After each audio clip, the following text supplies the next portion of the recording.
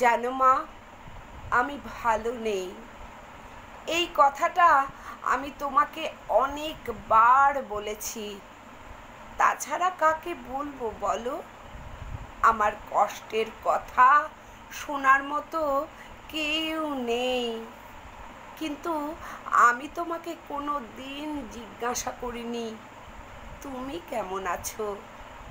জানো মা, যখন তুমি চিকেন রান্না করতে, তখন আমাদের ভালো ভালো চিকেন পিসগুলো খেতে দিতে, আর যেগুলো পড়ে থাকতো সেগুলো তুমি খেতে। আমি কিছুটা অবাক হতাম আর মনে মনে ভাবতাম, কি করে তুমি খাও। আমি একদিন জিজ্ঞাসাও করেছিলাম, এইগুলো খাও কি করে মা? তুমি উত্তর দিয়েছিলে, এইগুলো তুমি খেতে ভালোবাসো।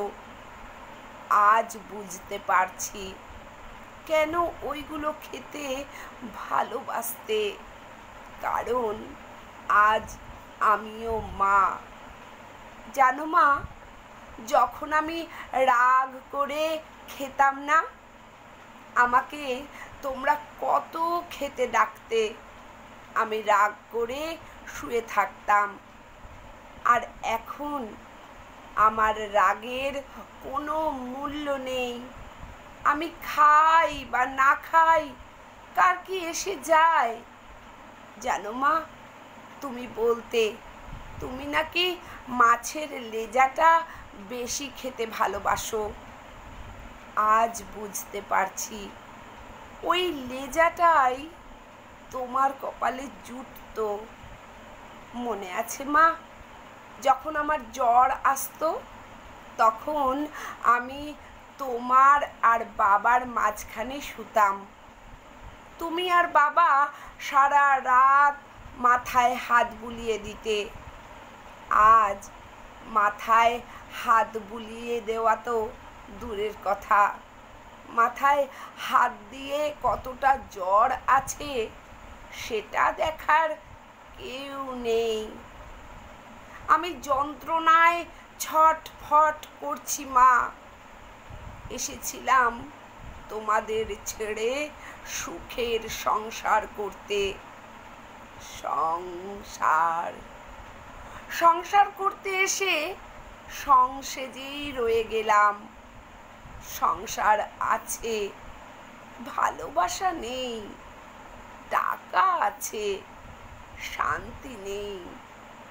সবই যেন কেমন ম্রিয়মান। জানো মা, ছোটবেলায় সবাই যখন বলতো আমি তোমার মতো শান্ত স্বভাবের হইনি, আমার খুব রাগ হতো আর গর্ব হতো। আমি আমার বাবার মতো প্রতিবাদী। আজ সেই প্রতিবাদী মেয়েটা ধুলায় মিশে গেছে। সবাই খুশি তো মা? জানো মা, আমি যখন জোর করে হাসতাম, বাবা তখন বকা দিয়ে বলতো, মেয়েদের জোর করে হাসতে নেই। আজ আমি হাসতে ভুলে গেছি মা। এখন আমার হাসতে ভয় হয়, নতুন কোনো অজানা অশান্তির আশঙ্কায়। জানো মা, আগে যেমন সবাই বলতো মানিয়ে নে মা, এখন আমার ছেলে বলছে আমার জন্য একটু মানিয়ে নাও না মা। মা, আমাদের কি শুধু মানিয়ে নিতে হবে? আমাদের কি কোনো নিজস্বতা নেই?